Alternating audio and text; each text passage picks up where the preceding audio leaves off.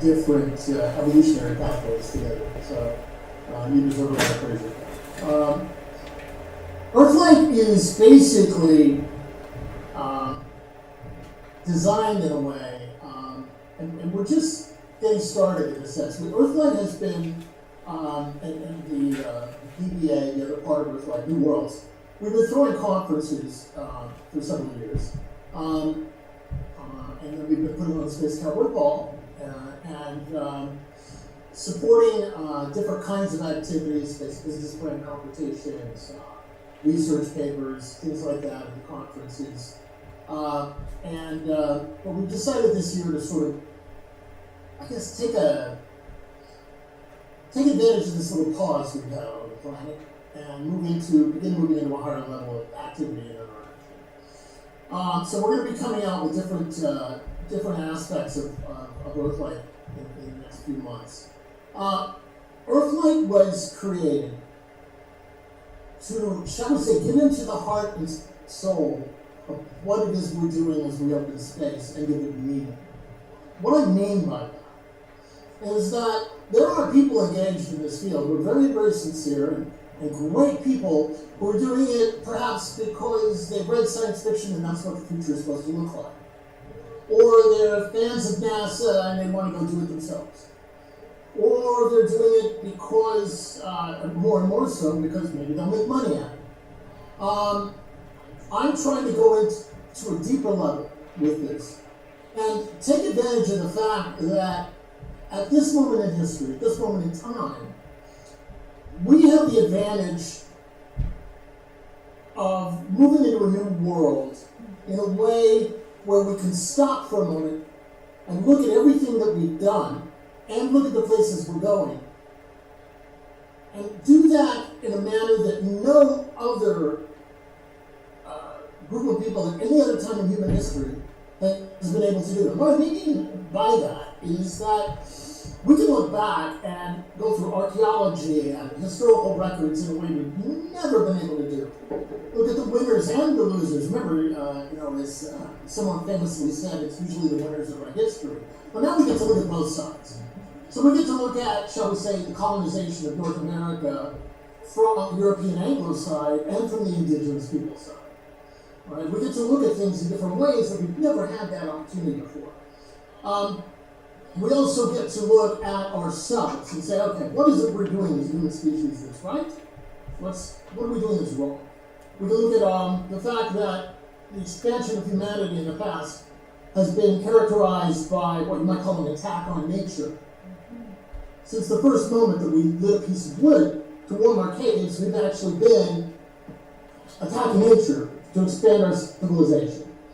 And it's finally gotten to a point where we can actually kill nature and, in fact, the entire planet. So that's happening right now. At the same time all of this is happening, we have the ability to look into the future a bit through our fiction, through our thinking, through projections, all of these different things that say, this is what's possible. And on top of everything now, we get to look and see our place in the universe. So what we're doing with Earthlight is saying, okay, it's not just about looking at Star Trek. It's not just about being a geek. It's not just about making a ton of money. It's about the potential to transform what it means to be a human being in the universe. So Earthlight's core job is to instill a sense of what I call purpose, capital P, purpose, into what it is we who are opening the frontier are doing. And our purpose, as far as I'm concerned, in the shortest version, is that we are here to go there. But I can break that down into three parts. One is, I'm going to paraphrase myself, so don't quote me, but one of them is to preserve and expand human civilization. I like humanity. I like people. We haven't gotten it right yet. We've made some terrible mistakes, but I believe we have a huge potential. The second is to protect and expand the domain of life. I believe that we are the stewards, the caretakers, the seed carriers of Gaia, whatever phraseology works for you, but our job is to carry the seeds of life to places that are now dead. And then the third pillar of purpose is to explore and experience everything we can in the universe. In other words, we are the sensing mechanism by which this thing we call the universe knows of itself. In other words, we are the touchers, tasters, feelers, experiencers. We can enjoy it, we can bitch about it, we can love it, we can hate it, we can taste it, we can do all of these things. And if, without us, and other sentient beings, if they're out there, God bless them, I hope they are, I can only bet on the cards that are in my hand, and the cards I see are the human race. So, whatever beings there are, it is our job to live. Live big. Live grandly. Get better at what it is we do. Take care of our civilization. Take care of our planet. And go to help those people who are moving to open the frontier right now begin to operate even a little bit from that. Then the mission of Earthlight will be accomplished. Rather than plundering and pillaging and carrying all the problems we have down here with us, which, by the way, some people say, well, why are you going out there when we have so many problems down here? I love that question, and I spend like 3 chapters in the book trying to answer it in different ways. And the fact is, we go out there because that is the next step in growing up. I love it when like a college student will raise their hand and be like, well, you know, we haven't got it perfect here on the earth, so why would we go out there? I'm like, what? When did you move out of your parents' house? I mean, did you wait until you were perfect? Until you had all of your life skills completely handled before you moved out? Because I'm going to say that you're probably still living at home. No, we live, and then we move, and we live, and we move, and we live, and we move. That's how we grow. Right now, we're apes with sticks, running around trying to figure out what the hell am I going to do with this stick? Should I poke somebody? Should I dig a hole? What am I going to do with this? It's time to grow. We grow up by going up. That was a long answer, but that's the core philosophy of Earthlight. It is a beautiful answer, Rick. I mean, it's amazing. And New Worlds. I really miss New Worlds in November. And I know so many. Yes, 100%. It absolutely has to, Rick. Okay? Yeah. No matter what happens, we must do that. Okay, good. So we have that check marked. The roommate told me it has to happen again, so we're going to go make it happen. Right, and I'm totally, we know that's how it works. Have the ball, and the Spanish Cup ball. Absolutely. I should clarify. The Earthlight organization is basically a philosophical home for the idea. Right. Now, the one thing that it does have is we have the Declaration of the Rights of Humanity in Space. That's kind of housed with Earthlight because it's a philosophical document. Then within that is the New Worlds organization. Yes. New Worlds, anybody can join, and the New Worlds Institute is going to be focusing on research and technology development. There's an old saying that I learned as a kid long ago. Look out, aliens are coming for you. Long ago, and that is, if you're going to walk the walk, and if you're going to talk the talk, you have to walk the walk. Okay? That's what old Texas is saying. So think of it this way: Earthlight is talking the talk. New Worlds is walking the walk. So New Worlds is people who want to go settle or want to work on projects that help make that happen. Earthlight is sort of a philosophical gathering around the campfire. Yeah. To talk about what it is you're doing and then going out and doing it. That's the goal. We have a lot of work to do to make that happen. Yes, we do. Yes. And it's all a great work. What are we without our work, right? Our ambitions. As you said, we grow and develop and we progress. And it's just I believe that that's really the beauty of our life experiences, that there's always a little bit more mystery. There's something else. There's more. Imagine waking up time after time and then just being done. And nothing there, nothing interesting, no exploration, nothing new to learn, nothing new to do. I mean, that does not sound like something that would stay for a long time. I know I know I would probably turn off that movie pretty fast, right? It becomes very very boring. That's what people do. They sit here with their remote going, Yep, they do. Well, right. Yeah, yeah. Well, they do that with TV, and we do that with reality by going out there oh, and. you get off of your life's couch and going out the door. Yes, right, right. That's weird. And Take- look, I want to tell you too, you're kind of maybe a space manifestation of what it is you're doing with your organization. Yes. Thank It's you. like sort of that Renaissance approach, except we're going out. We're going out. Yes, absolutely. And integration and co-creation, I think, is such an important aspect. I think that, I really believe that so many innovations would be thriving right now, and for space would be so much further ahead if only we were better at integrating innovations. And so to me, that's really a big push of what we want to accomplish at ARA, is to really integrate the innovations, integrate the worlds that are not connected, because it's all benefits each other. I mean, space industry, it's all the innovations. it needs all the innovations, and then it will bring all the innovations in return. So I think that it's so great. And Rick, what I love is that you're working on all aspects. You're working on Earthlight Foundation with the idea and kind of pushing forward the understanding of what promotion of life means. What are the seeds we're sowing, not just for ourselves on this planet, but on other planets and spaceships. And what is that seed? How do we embrace that is great about life and push the frontiers? And then really moving it from the discussion into actually gathering and doing, right? But then also Space Fund. I mean, Space Fund, I believe it's one of the very important keys to democratization of space. And I do believe that democratization of space is exactly what we need to push that frontier. We need to empower entrepreneurs, and we need to empower, I love what you say, we need teachers in space. Maybe not yet, but very soon we will. And artists, and we need everybody. We will need everything we do here. We will want to do it out there, right?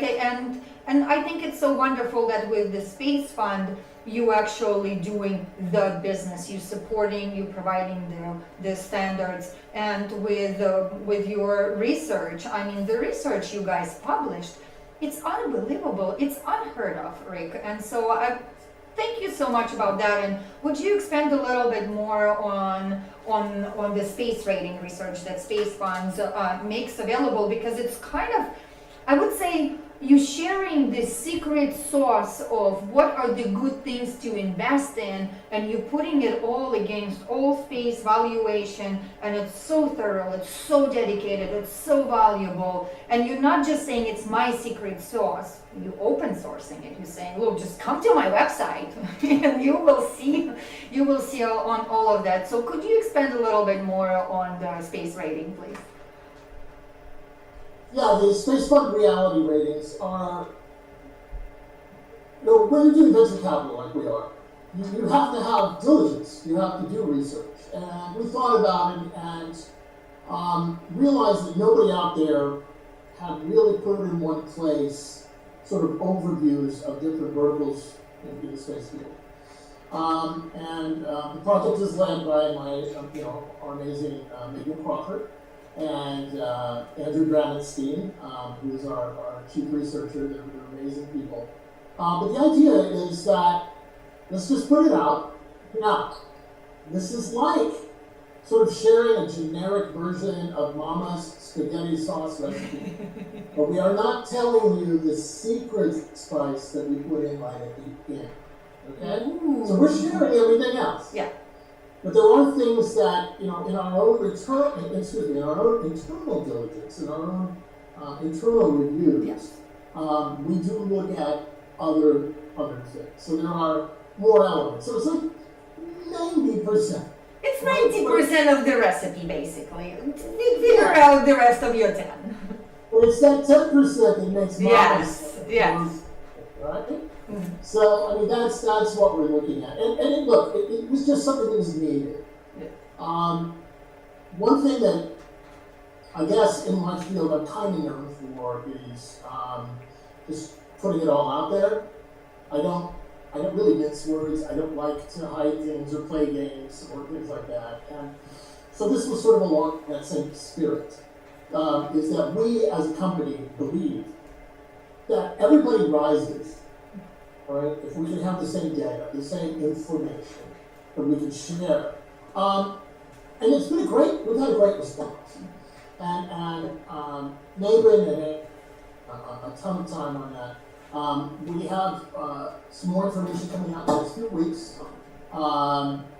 It'll be a different category than we usually do, but it'll be really interesting. And more of that will be followed as we move into the year. But yeah, people need to understand that all boats rise together in this field. I've found that in the venture capital and the investment field that most of the companies, I would say 99%, work together very well. We're very supportive of each other. We're all trying to help each other because our goal is to have a successful industry. And if the industry is we succeed, more money comes in, more creative projects get funded, more entrepreneurs rise, everybody rises, and in this case, literally, we rise. Yep, absolutely. And the Earthlight Foundation that really can have those seeds to excel. In my mind, Rick, this is when I look at your journey, it seems to me that basically you keep doing what needs to be done, and there's this incremental steps. You get that done, and then you move on to kind of advancing the progress. So in a way, to me, you're such a big part of the ecosystem. All the things that you've done, including, for example, advising government on asteroid mining, right? Like, that seems so far away, but yet it's important we understand that, because if we understand it, if we have the legislation, even for something that we haven't been able to do, now we have a business use case to be able to go and get that done, and other reasons. And so to me, that's a great example of you understanding that strategically, in order for us to go out there and explore and be the pushing forward the life into the frontiers, their steps need to be taken, and you keep taking step after step after step after step, and keep doing things in space. I'm sure you many times have been told that why are you even doing this if you're not working for NASA? What's wrong with you, Rick? Why are you spending your life on that? But finally, I would say that without you, we wouldn't have this. We wouldn't have freedom. You opened up space for people, and that's a legacy, Rick, to have and value, and people all over the world eventually will know that you brought freedom to them, because that's opening frontiers of space for everybody and democratizing those opportunities. My daughter knowing so much about space because you empowered me in learning and taking steps, and in a matter of one conversation changing my world of opportunities and opening that door. It's unbelievable. It's such a big impact, so thank you so much. We have 2 minutes left because I have Alex Mashinsky is next. He's scheduled next, so he's also great. A lot of conversations maybe in the future. We will always, not maybe. I'll tell you a couple of things. Yeah. I haven't always succeeded in the goal of every project that I've taken on, but the point is to take on the project, right? So you take on the unknown. You may not succeed, but you take it on. I'm a working class, blue collar. My dad worked 3 jobs. He was in the military, and then he cleaned the bowling alleys on the weekend and worked at the gas station at night. And what I'm doing with this is trying to show that you can make these things happen. But it always helps on the way to run into good people who help you find your path. Dr. O'Neill was that to me. Dr. Dyson was that to me. Other people have been like that to me. You are doing the same. And you need to keep doing what you're doing. You're like the ever-ready Energizer bunny of cosmic creation power. So I expect you to keep on going as well. And I look forward to us talking again sometime. There's Yeah. a lot of topics. Oh, Yeah. I have a little secret for you. Yes. Asteroids aren't dead. They may be coming back. You never know. Okay. I like that. I like that. Well, we need it. Look here, you're working on a finished stuff. I don't know what you even said. I can, I don't know. Yes. I'm nothing. I know nothing. Right. But this guy right here, right? Oh, there you go. Yeah, I like that.